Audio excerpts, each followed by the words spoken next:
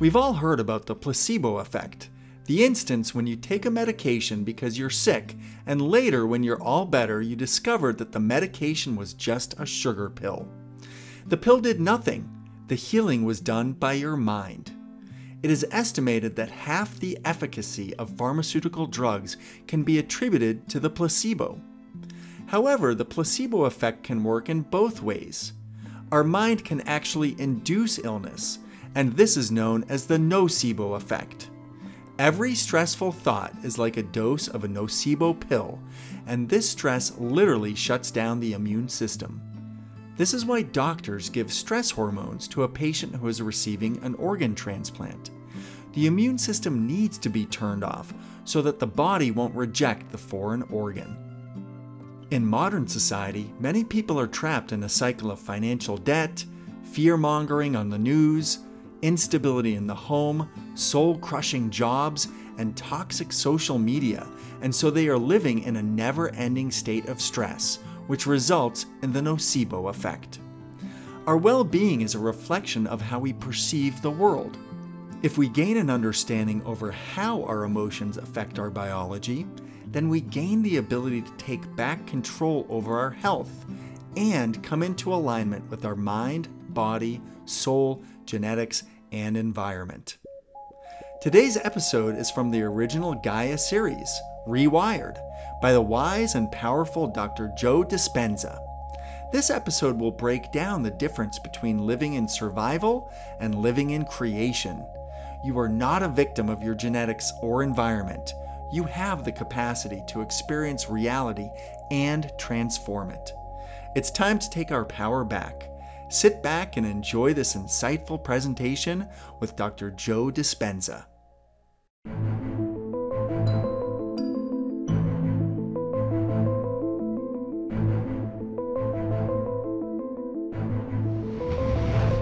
Stress can be defined as a state of mental or emotional strain or tension, resulting from adverse or very demanding circumstances.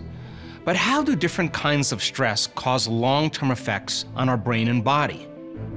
Stress usually is created when we can't predict a future outcome, when we feel that we can't control the situation, or when we have the perception that there's a threat, a danger, or a perception that something's going to get worse in our lives. You may not be able to control everything that happens in your life or your outer world. However, is it possible that you can learn how to control your inner world of thoughts and feelings? I'm your host, Dr. Joe Dispenza, and in the previous episode, we went into depth on the ancient practice of meditation and what it means to be truly present.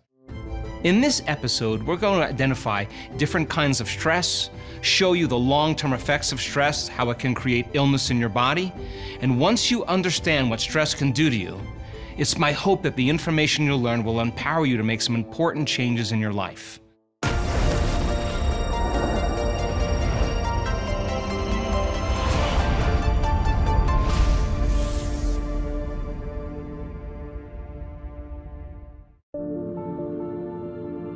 There are three types of stress. There's physical stress, chemical stress, and emotional stress. Now, physical stress are things like traumas, accidents, injuries, falls. Chemical stress, flus, bacteria, viruses, blood sugar levels, toxins in food. Emotional stress, family tragedy, second mortgages, single parenting, traffic jams. And all of these different stressors, whether they're physical, chemical, or emotional, knock your brain and body out of balance. In fact, the definition of stress is when your brain and body are knocked out of homeostasis. Now, the stress response is what your body innately does to return itself back to order. When you or any organism in nature begins to perceive a danger or a threat in their external environment, they turn on a primitive nervous system called the fight or flight nervous system. And when the person or the organism is perceiving that danger, the body innately begins to mobilize enormous amounts of energy and resources, all of its energy now is being mobilized to be able to adapt to the stress in the environment.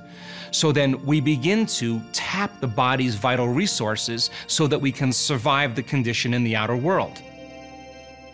All organisms in nature can tolerate short-term stress, whether it's a zebra being chased by a lion or whether it's a pack of coyotes chasing a deer. The moment the organism perceives that danger and switches on that emergency system, there is a rush of adrenaline and a rush of energy, and there is an arousal that takes place in the brain and body. And those chemicals then alter our normal homeostasis. And in that state of survival, we switch on that sympathetic nervous system, or what's called the fight or flight nervous system, and our pupils dilate, our salivary juices shut down, it's not a time to eat.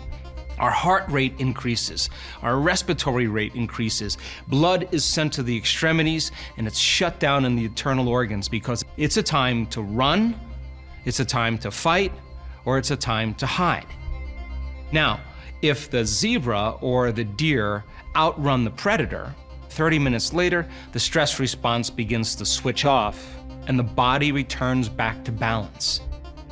After there's a stress response, many organisms need to rest and repair because the body has to come back online and regenerate and conserve energy. What if, though, you're being chased by T-Rex and you're turning on that primitive nervous system called the fight or flight nervous system, and the moment you perceive that threat and you're in danger and now you're running from the predator, that's very adaptive. But what if then the predator is waiting outside the cave and waiting for you to go out and get some food? We could say then that your ability to sustain a certain stress response would be extended. But what if it isn't T-Rex outside the cave? What if it's your coworker? What if it's your mother-in-law? What if it's your boss? What if it's traffic? And what was once highly adaptive becomes very maladaptive. Because when you turn on the stress response and you can't turn it off, now you're headed for disease, because no organism can live in emergency mode for an extended period of time. Reason this with me. If you keep mobilizing enormous amounts of energy for some threat in your outer world, there's no energy in your inner world for growth and repair. So think of the sympathetic nervous system as the emergency system that's like the gas pedal in the car. The other nervous system, called the parasympathetic nervous system, that nervous system is the nervous system of relaxation, of regeneration, of metabolism. So that if a person is living in a constant state of stress, and they, like an addict, become conditioned to the rush of the arousal of those chemicals, then in time they will begin to use the problems and conditions in their life to reaffirm their conditioning or their addiction to that emotion.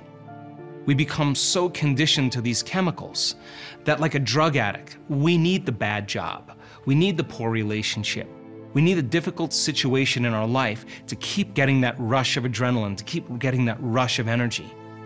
And in a sense, people become addicted to the life they don't even like. So then, because of the size of the neocortex, the thinking brain, as you learned about, we can make thought more real than anything else.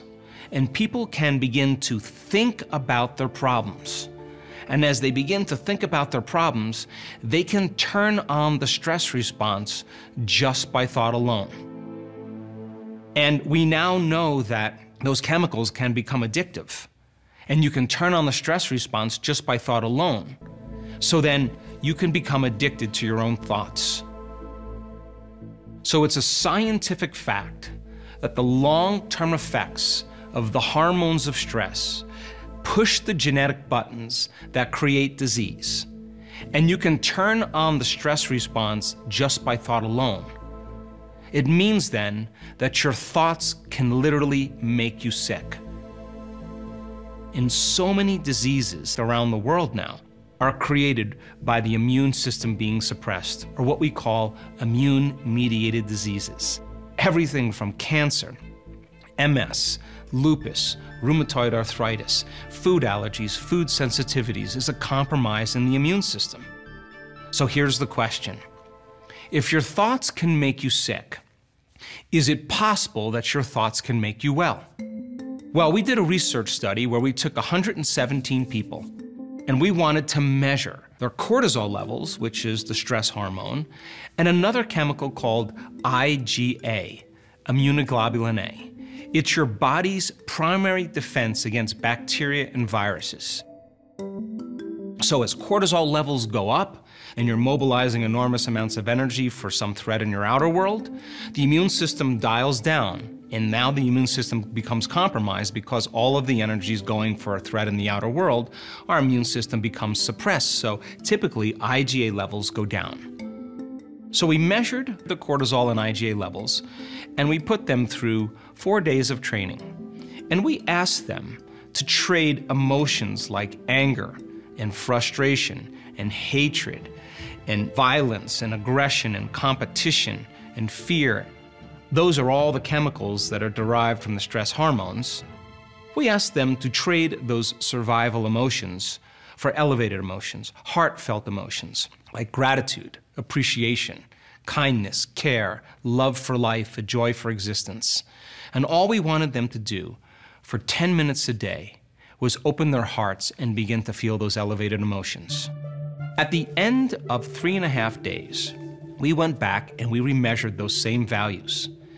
And their immune system, that is, IgA levels went up as a collective, about 50%. Their cortisol levels dropped about 16.25%. Their stress hormones went down, and their immune system upregulated to a great degree.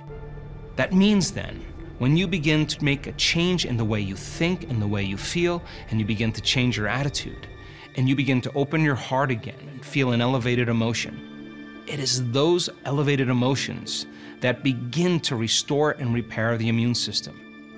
So then, there's 3 things when you're living by the hormones of stress that you keep your attention on. Think about it. If you're being chased by a predator, all of your attention is on your outer environment. Where are you going to go? What place do you need to move to? What object do you need to move past? And when you're under the gun of those chemicals, you're thinking about time. How much time do I have to get there? So then, the body, the environment, and time. And if where you place your attention is where you place your energy, it makes sense then if all of your attention is on your body, all of your attention is on your environment, and all of your attention is on time, then you are putting all of your attention in this 3-dimensional reality. Now you have to play by the rules of this 3-dimensional reality, and everything that you create will take time. When people are under the gun of those chemicals, they're drawing from this invisible field of energy surrounding their body, this vital life force, and they're using it to make chemistry, and the field around their body shrinks. And they become more matter and less energy, more particle and less wave. And the very hormones of stress heighten our senses so that we become a materialist. And the more altered we feel from that stress response or by the emotional reaction from some threat or danger, the more we narrow our focus on the cause or the object. And when we do that, all of a sudden, we are focusing only on matter. And so people, over time, get hooked in or habituated into narrowing their focus. So then when you're living in emergency mode, it's not a time to create. It's not a time to open your heart. It's not a time to learn anything new. It's not a time to sit still and go within. In fact, if the survival gene is switched on, you'd be thinking at some level innately that it's not a time to sit still because you would be prey. So then the more people are conditioned or addicted to the hormones of stress, the more their attention is on matter, the more they begin to experience separation from everyone and everything. Now, if stress is created by the feeling that you're losing control in your life, that you can't predict an outcome, or you have the perception that something or someone is causing situations in your life to get worse, then if you're living by the hormones of stress on a daily basis, then what we try to do is we try to control everything in our life when we're feeling loss of control. We try to predict the next moment based on our memories of the past. That means people under stress are craving the known. They're trying to get back to the familiar or the known because in survival, the unknown is a scary place. So then as they begin to shift their attention from one person to one problem to another person to another problem to another thing to another place, each one of those elements has a neurological network in the brain. And the arousal of those chemicals then begin to cause those different circuits as you shift your attention to begin to become highly activated. And now the brain is functioning in a very incoherent state. And the arousal of those chemicals drives the brain into a very, very highly analytical, over-focused state. Think about it. When you're under stress, have you noticed that you keep thinking about the same problem over and over again? Because the very hormones of stress cause you to narrow your focus on the cause, because that's what you do when you're living in survival. And in fact, out of the infinite possibilities that exist in your reality, when people are addicted or living in that stressful state, they'll always select the worst case scenario in their mind and prepare for the worst. Well, why is that? Because in survival, if you prepare for the worst, anything less that happens, you have a better chance of surviving. So people spend the majority of their life preparing for the worst thing that could happen to them when they're living in the stressful state. And it turns out that 70% of the time, most people are living in survival. So then, when you react to someone or something, there's a refractory period of chemicals that's created from your emotional reaction. And if you don't know how to regulate or stop that emotional reaction, and you keep that same reaction lingering for hours or days, that's called a mood. If you keep that same refractory period going for weeks to months on end, that's called a temperament. If you keep that same emotional reaction going on for years on end, that's called a personality trait. And most people's personalities then are defined by experiences from the past. So now that you understand that stress is when the brain and body are knocked out of balance, and you understand that the hormones of stress push the genetic buttons and create disease, it begs the question, is there anyone or anything truly worth living in that state? So then, if people are living in chronic stress, and they're drawing from this invisible field of energy surrounding their body, and they're mobilizing that vital life force to make chemistry, and the field around their body is shrinking, and they're feeling more like matter and less like energy, more like particle and less like wave, and they feel separate or disconnected from everyone and everything in their life. Well, when you're matter trying to change matter, we tend to force outcomes, control outcomes, try to predict outcomes, and there's only a certain number of resources that we have when we're matter trying to change matter. We'll compete, we'll fight for it, we'll manipulate, we'll try harder, we'll hope, we'll wish, because we're experiencing separation. And yes, you may accomplish your dreams, but if you're matter trying to change matter and all of your attention is on your body, the environment, and time, then everything you create in your life will take time. Because you'll have to move your body through space, and when you move your body through space, it's going to take time for you to get what you want. So you may want a house, you may want a new car, you may want a new experience, a new vacation, but you're going to have to drag your body to work every day to make the money to pay for those things. And yes, you may arrive at your goals, but you may have to work harder, and it may take some time to get it. There is another state of mind and body that you can live in, and that's called living in creation. And it's the exact opposite of living in survival.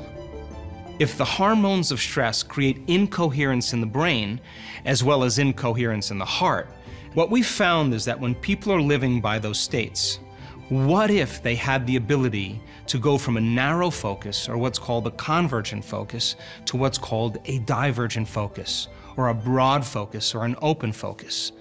And it turns out when people take their attention off their body, when they take their attention off the people in their lives, when they're no longer putting any attention on the things they own, like their cell phone, their computer, their car. They're not thinking about the place they need to go or the place they're sitting, and they're not thinking about time in and of itself. They are disinvesting all of their attention and all of their energy out of this three-dimensional reality because they have no attention on it. It makes sense then that they're beginning to change their brain state. So then we've taught people how to broaden their focus. And when they open their focus and sense nothing but space, when they open their awareness and they tune in to the energy or the frequency out here, and instead of putting their attention on matter, they're putting their attention on energy, the act of opening their awareness causes them to stop thinking, to stop analyzing. And if they're no longer thinking and they're no longer analyzing, they're no longer activating these circuits in the brain. All of a sudden, they begin to slow down brain activity and they start getting beyond their analytical mind. And as they suppress the neocortex, the memory bank of the autobiographical self, they begin to suppress everything known in their three-dimensional reality, and they turn off the neocortex. They begin to regulate their brain waves and slow them down. All of a sudden, something magical happens. The act of opening their awareness causes different compartments of the brain that were subdivided like a house against itself, all of a sudden to begin to synchronize, to begin to unify. You start to see neurons beginning to join larger communities of neurons. And what was once an incoherent brain begins to become more organized and more coherent. Now, the chronic stress creates a thyroid condition called Graves' disease. And the person develops what's called myasthenia gravis. And the side effect of that, aside from a tremendous lack of energy, is double vision. Now, this person said, I've created this condition now that I understood that I've mismanaged my thoughts and feelings and my emotional reactions. If I created this condition by pushing the genetic buttons every single day, and it's taken me a couple years, I lost my marriage, I lost my business, I have to get beyond that story and I have to tell a new story. I have to start believing in my future more than I've been believing in my past. Is it possible then that I can begin to make those significant changes? And as the person started overcoming the stress hormones and taught her brain and body how to create coherence, the side effect of it was the body came back to balance. Her vision is now perfect, her thyroid hormones are moving back into balance, and she's moved her brain and body back into homeostasis. And in a sense then, she healed herself of the condition because her autonomic nervous system got back into doing its job, which is to create order and balance. So then, when we live in two states of mind and body, living in survival is living in our animal state. When we live in survival, we live in stress. And when we live in stress, there's contraction that takes place in the body. And because we're using a lot of the body's resources, we experience what's called catabolism, or tissue breakdown. When the body's in that state, there's dis-ease or imbalance, there's degeneration that takes place in the body.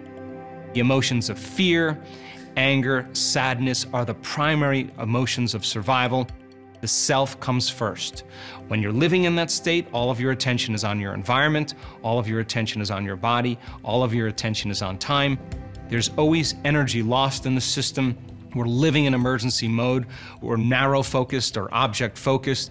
We experience separation. We're determining reality with our senses. In other words, if we can't see it, if we can't smell it, if we can't taste it, if we can't hear it, we can't feel it, it doesn't exist.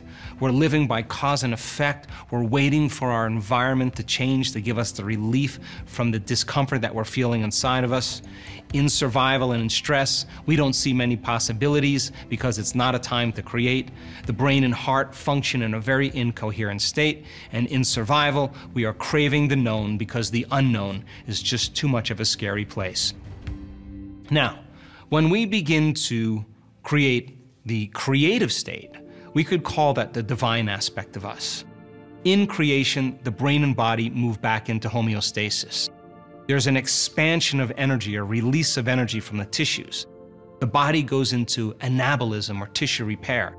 There's health, there's order, there's regeneration taking place in the body. Elevated, heartfelt emotions like love, joy, trust, knowingness, gratitude begin to mobilize all these new chemicals that begin to repair and regenerate the body. When we're in this heartfelt state, we tend to be less selfish and more selfless. We have our attention now no longer on our body, on the things in our life, the people in our life, on our environment, or on time itself. Energy is always created in the creative process. There's growth and repair, we broaden or open our focus, and when we do that properly, we start feeling less separate and more connected to something greater. We start to imagine and dream of a reality beyond our senses. Now we're interested in causing an effect. We're looking at all possibilities instead of limited possibilities. The brain and heart go into coherence, and now the unknown becomes the adventure. And why is that important? Because if we're going to create something new in our life, we have to crave the unknown. Now that I've shown you the difference between living in survival and living in creation, I want to explore the different brainwave states and what you can do to use your mind to begin to consciously change your own brainwaves. In the next episode, I want to show you what's happening inside your head when you live in survival and when you live in creation. That is, coherence versus incoherence. I'm your host, Dr. Joe Dispenza for Rewired, and I hope to see you in the next episode where we go beyond the ordinary into the extraordinary. Thank you for watching this original Gaia presentation. You can now start your free trial to Gaia and stream the complete series, Rewired with Dr. Joe Dispenza, now by clicking our link in the description. Thanks, and we'll see you again soon.